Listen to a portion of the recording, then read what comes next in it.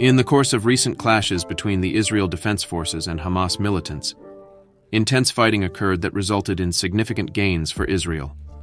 Israel's encirclement strategy around Gaza has allowed a gradual advance towards the center of the city, revealing valuable information about Hamas tactics. Among the discoveries, the following aspects stand out. Hamas militants were found to be using public places as operational hubs.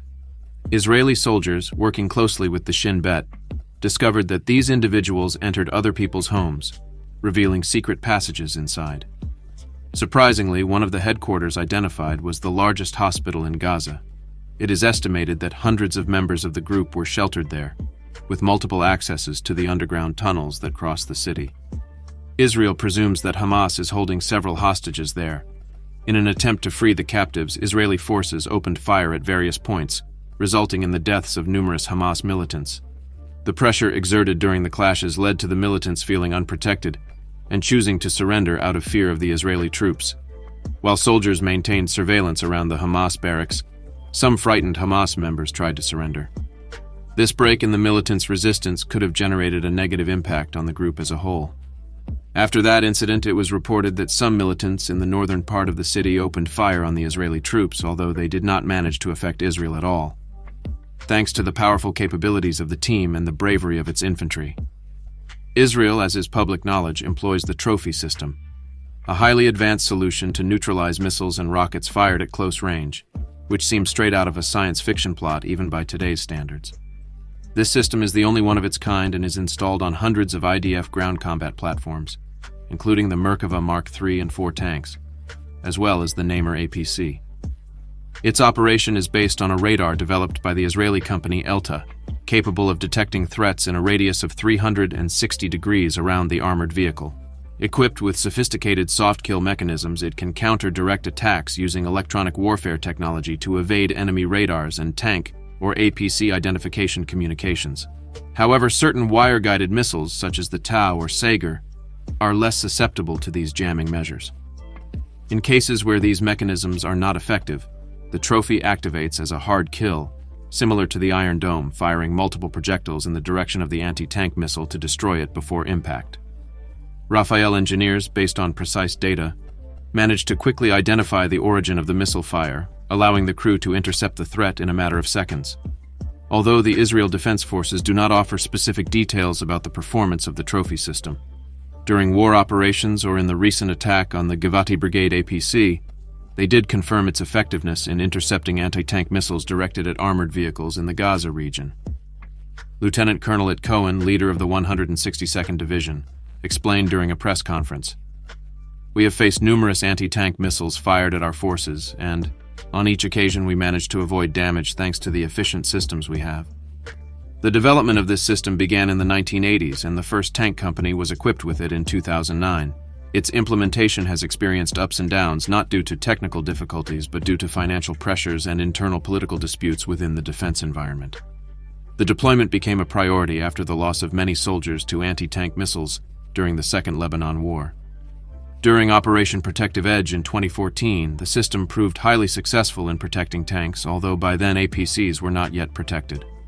Unfortunately, one of them, M113, was trapped in the Sahaya neighborhood and destroyed by rocket-propelled grenade fire, resulting in the tragic deaths of 7 soldiers. The body of one of them, Oren Shal, was never found, leaving him a soldier with an unknown burial place. Following Operation Protective Edge, the Israeli Defense Forces decided to equip the Namer APC, based on the Merkava tank, with the trophy system. Although the Defense Forces did not provide details on how the Givati APC was hit, Lieutenant Colonel Cohen suggested it was a complex incident and did not just involve the anti-tank component. The destruction of one of the world's most protected armored vehicles equipped with the trophy system is a painful reminder that even the most sophisticated armor and advanced technologies do not offer a foolproof solution. In a different aspect, Israel has announced news that can bring joy to humanity. Israeli defense officials have announced that they will allow fuel to be sent to the Gaza Strip for humanitarian operations. This announcement came shortly after the United Nations Relief and Works Program, UNRWA, reported that fuel reserves in Gaza had been depleted. Israel had previously denied fuel shipments to Gaza after the deadly Hamas attack in southern Israel, that sparked the conflict, arguing that the group will divert such fuel for its own benefit. According to the United Nations Humanitarian Agency, clashes between Israeli troops and Palestinian militants in northern Gaza caused 200,000 people to flee to the south in the last 10 days. More than two-thirds of Gaza's 2.3 million residents have fled their homes since the start of the conflict.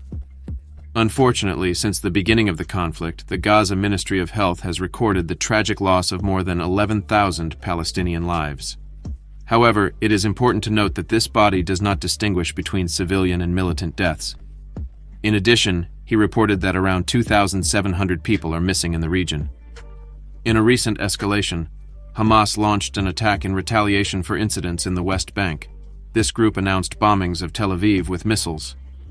This increase in the number of Palestinian deaths led to Israel's Magen David Adom emergency service reporting a 20-year-old man hospitalized with serious injuries and a 43-year-old woman with minor injuries after the Hamas attack.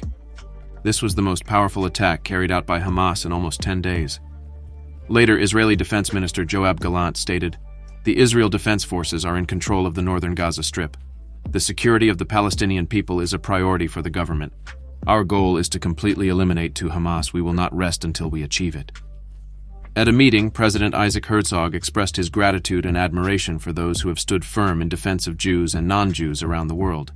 From the Kotel, the Western Wall in Jerusalem, President Herzog declared, "Brothers and sisters, I speak to you from the most sacred place for the Jewish people." The Kotel reminds us that the people of Israel are eternal and no one can break them.